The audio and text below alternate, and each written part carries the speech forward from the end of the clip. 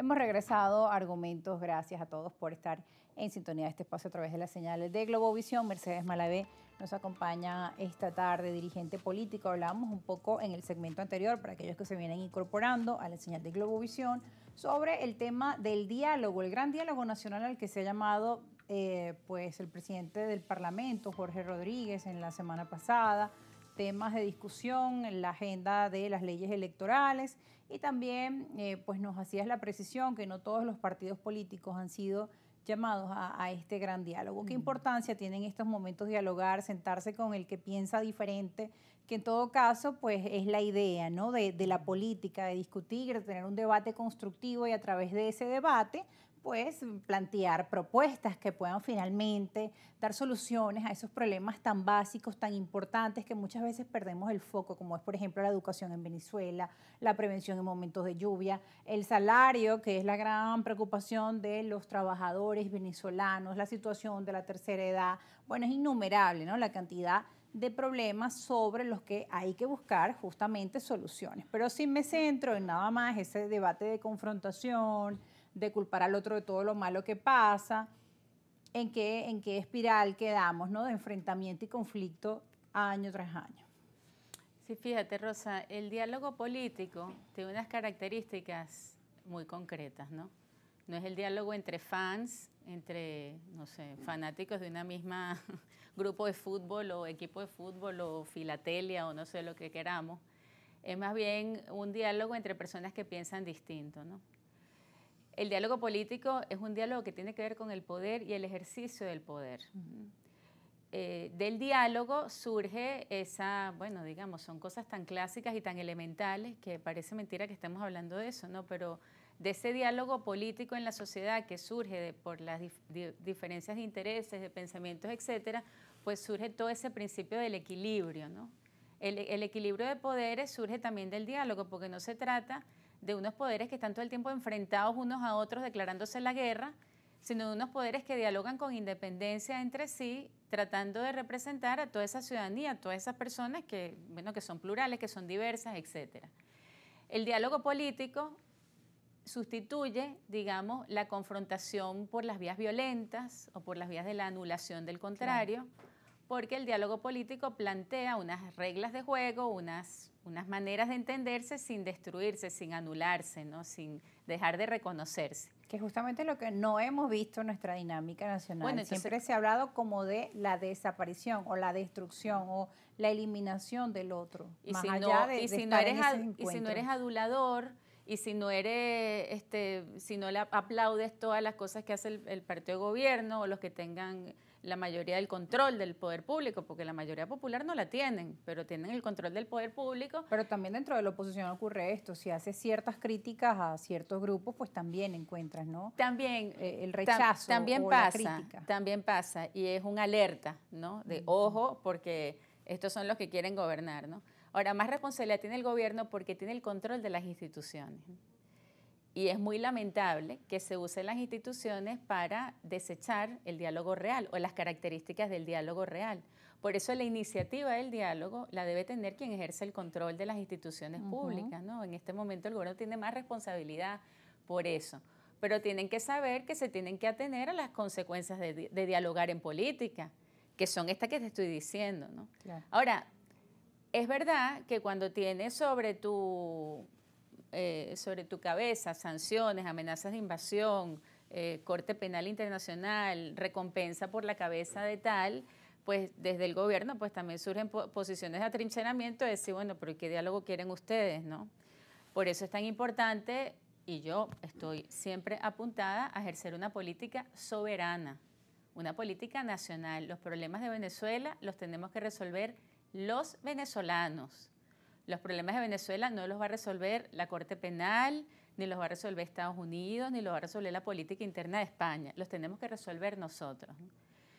Y tenemos que ir recogiendo ese conflicto venezolano que hoy en día forma parte del debate político electoral de los demás países, y recogiéndolo para circunscribirlo en nuestro territorio nacional. Eso es una política que a veces genera rechazo por parte de la población, que se le ha vendido la idea de que otro país nos va a resolver el problema, y eso no es cierto. Pero es la política responsable que nos va a permitir tarde o temprano conseguir una solución democrática, que es la que queremos. Ha acompañado acciones concretas recientemente, por ejemplo, con el candidato Enrique Márquez al Tribunal Supremo de Justicia para eliminar esa sentencia de la sala electoral, ¿no? Cuéntanos un poco qué buscan con esta medida, con esta acción.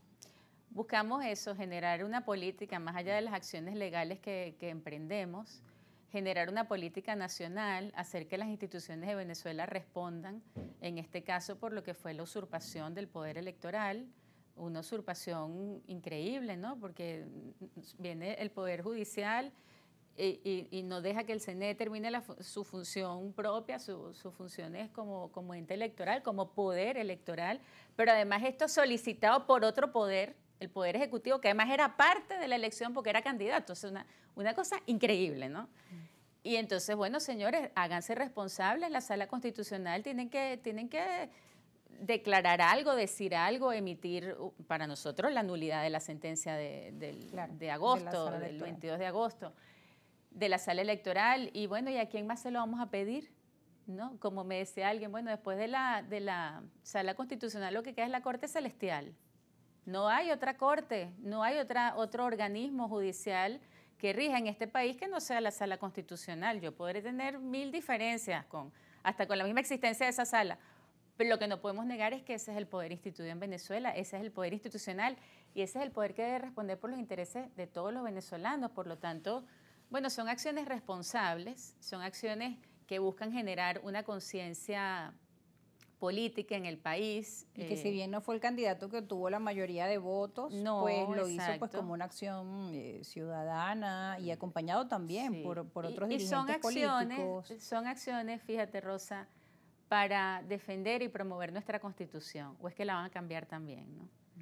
Nuestra Constitución es democrática, tiene muy claro todo lo que es las atribuciones de cada una de las ramas del poder público, tiene, como te dije, una serie de garantías sociales, laborales. Es una Constitución, además, uno dice, Dios mío, esta Constitución la creó la revolución que está en el poder, ¿no? La crearon ellos, la promovieron ellos. Pero es que además, sobre el tema de la soberanía popular, tenemos un montón de muchachos jóvenes de los sectores populares de Caracas, presos, detenidos, y por defender esa Constitución y los derechos que están allí, ¿no? Todas esas cosas tienen que llamar profundamente la atención de todos los venezolanos, independientemente seamos de izquierda, de derecha, de arriba, de abajo. O sea, nos estamos jugando la república, ¿no? La nación, la Constitución, cosas muy fundamentales. Cualquier otro debate interno de los partidos o debates ficticios creados lamentablemente haciendo uso de las instituciones del Estado para generar show y circo y tal, nos desvían de lo más fundamental, y es que estamos llevando el país y la Constitución misma hacia un precipicio, ¿no?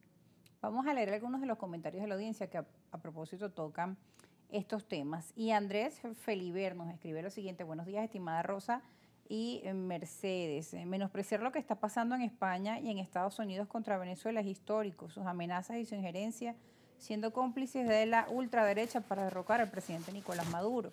Siendo elegido democráticamente, no paran de conspirar y están a punto de crear el Guaidó 2.0, pues así lo han dicho, con el señor Edmundo González. Su posición en referencia a las acciones que pues cometió este sector de la oposición. Edmundo ahora se encuentra con una solicitud de asilo en España. ¿Qué tan perjudicial puede ser? Porque siguen asegurando que él va a asumir el 10 de enero, o lo han dicho, ¿no? Que va a asumir, pero ¿en qué forma? Porque ahora está fuera. Y algunos sectores hablan del Guaidó 2.0. Importante precisar que son situaciones diferentes, pero que la ciudadanía pues no espera tampoco tener dos presidentas nuevamente. Ahora fíjate, yo le digo a esa persona que intervino con mucho respeto, le digo, aquí la Asamblea Nacional acaba de aprobar un decreto para romper relaciones con España, ¿no? Pero la vicepresidenta se reúne con Repsol, una empresa petrolera. Y el presidente Nicolás Maduro. Español, ajá, y Nicolás Maduro se reúnen con ellos. O sea, van a romper relaciones, o sea, el mismo esquema de Estados Unidos. Yo rompo relaciones contigo, pero la OFAC te da permiso a ti para que explotes petróleo. Entonces es un doble discurso donde no se sabe quién está defendiendo la soberanía del país, porque nunca habíamos estado tan en manos de una instancia internacional como es la Oficina del Tesoro de Estados Unidos para decir y dar licencia sobre quién explota petróleo aquí, la deberíamos dar nosotros mismos, los mismos venezolanos. Entonces, yo le digo a ese amigo que, compartiendo algunas cosas sobre el tema de la injerencia internacional, no se deje engañar por unas discusiones ficticias que por debajo de cuerda lo que están haciendo es dándole más poder a esos países para que utilicen nuestros recursos a su conveniencia. Tenemos que rescatar la soberanía real de este país. Que Venezuela sea capaz de otorgar las licencias a todos los países, que no haya bloqueos, que no haya sanciones. Y para eso hay que tener buenas relaciones diplomáticas con todos los países, con los que son de una tendencia y otra, de un sistema político y otro, y además de tener buenas relaciones, tener nosotros seriedad democrática para juntos defender la soberanía de este país. Mercedes, tenemos que ir a la pausa. Al regreso seguiremos conversando y también leyendo más preguntas que siguen llegando por parte de nuestra audiencia, diferentes tendencias. Aquí los escuchamos a todos y lo importante es que ustedes pues tengan las aclaratorias pertinentes con nuestra invitada esta tarde, Mercedes Malavé. Vamos a la pausa, siempre llamándolos a participar desde el respeto, desde el entendimiento del otro. Ya volvemos.